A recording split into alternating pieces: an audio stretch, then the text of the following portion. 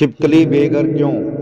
प्रिय दर्शकों, आप लोगों का स्वागत है मेरे YouTube चैनल अध्यात्म ज्ञान पर। तो शुरू करते हैं आज की कहानी, छिपकली बेघर क्यों। आप सभी दर्शकों से अनुरोध है कि कहानी को अंतिम तक सुनिएगा, क्योंकि यह बहुत ही ज्ञानवर्धक और शिक्षाप्रद कहानी है। तो शुरू करते हैं आज की कहानी, छिपकली बेघर क्यों। सृष्टि बनी तो सभी जीव जंतुओं ने अपने अपने ढंग से जीवन जीना प्रारंभ कर दिया। मनुष्य बुद्धिमान था, अतः उसने घर बनाकर लीप पोत कर रहना प्रारंभ किया और नगर गांव कस्बे बना लिए। अन्य जीव भी रहने का साधन जुटाने में सफल रहे, लेकिन छिपकली ऐसी है जिसने अपना घर नहीं बनाया, क्योंकि नर छिपकली आलसी होता है, वह कोई काम करना नहीं चाहता। बेचारी मादा छिपकली ही उसके लिए कीड़े मकोड़े मार कर लाती, जिन्हें वह खा लेता और सो जाता।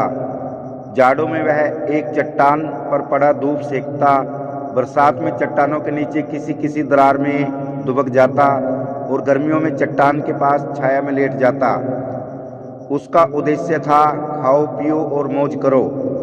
छिपकली अपने नर के निकम्मेपन से बहुत दुखी होती, उसे समझाने की कोशिश भी करती और नर को अपना घर बनाने के लिए उकसाती। नर उसे बड़े बड़े आश्वासन देता और फिर सो जाता।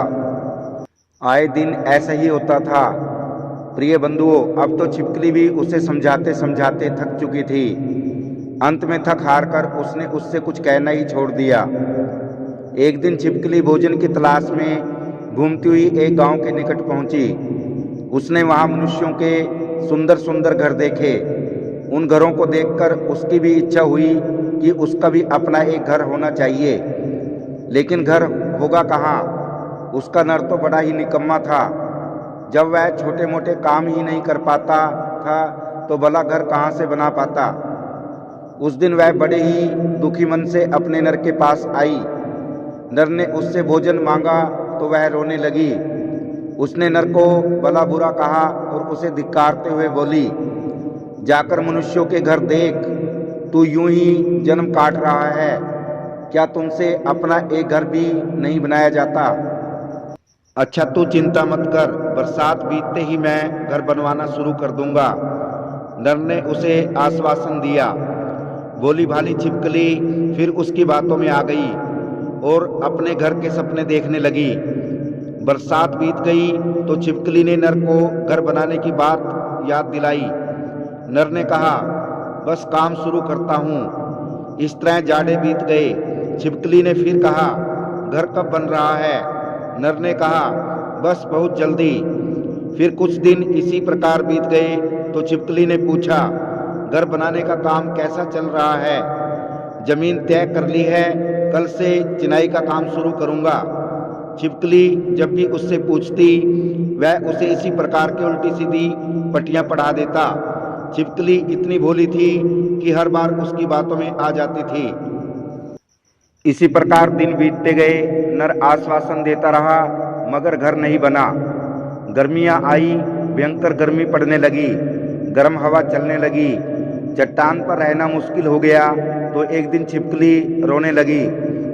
नर ने कारण पूछा तो बोली, तुम तो चिंता करते नहीं, हर बार मुझे झूठी सच्ची बातें बताकर बहला देते हो। रहने का कहीं स्थान नहीं है। आंधी आई तो यह चट्टान भी खिसक जाएगी, फिर कहाँ रहोगे।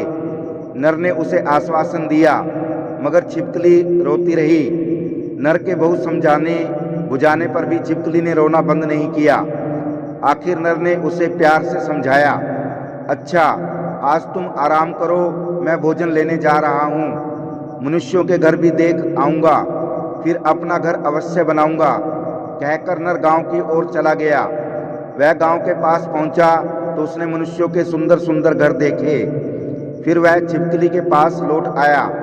छिपकली उसे खाली हाथ आया देखकर उदास हो गई, मगर नर उत्साह से बोला, पगली चिंता क्यों करती है। तू क्या समझ रही है कि मैं खाली हाथ लौट आया हूँ। अरे बावली, मैं तो अपना घर बना आया हूँ, चल मेरे साथ। छिपकली खुश हो गई और दोनों गांव की ओर चल दिए। गांव के पास पहुंचकर नर छिपकली से बोला, देख ये सब हमारे ही घर हैं, हम लोग यहीं रहेंगे, इन्हीं घरों में हमारे बच्चे पलेंगे। छिपकली बोली, अरे यहाँ तो मैं रोज आती थी, मगर मेरे दिमाग में तो यह बात आई ही नहीं। तो नर ने कहा, तूने कभी इस ढंग से सोचा ही नहीं। यहाँ देख, हमें खाने को मक्खियाँ, मच्छर और खूब कीट पतंगे मिलेंगे, हम आराम से खाएंगे और सोएंगे, नर ने कहा। फिर वो दोनों एक घर में घुस गए। नर घर में जाते ही एक दीवार पर चिपककर इत्मीनान से सो गया। बस तभी से छिपकली सहपरिवार हम इंसानों के घरों में रहती है। शिक्षा, आलसी लोगों का कभी उत्थान नहीं हो सकता, वे दूसरों पर आश्रित रहकर ही जीवन को ढोते रहते हैं। तो प्रिय दर्शकों, कैसी लगी आपको आज की ये कहानी? यदि ये कहानी आपको पसंद आई हो तो वीडियो को शेयर करना और चैनल को सब्सक्राइब करना। आप सभी दर्शकों का धन्यवाद। जय सिया राम, जय श्री कृष्णा।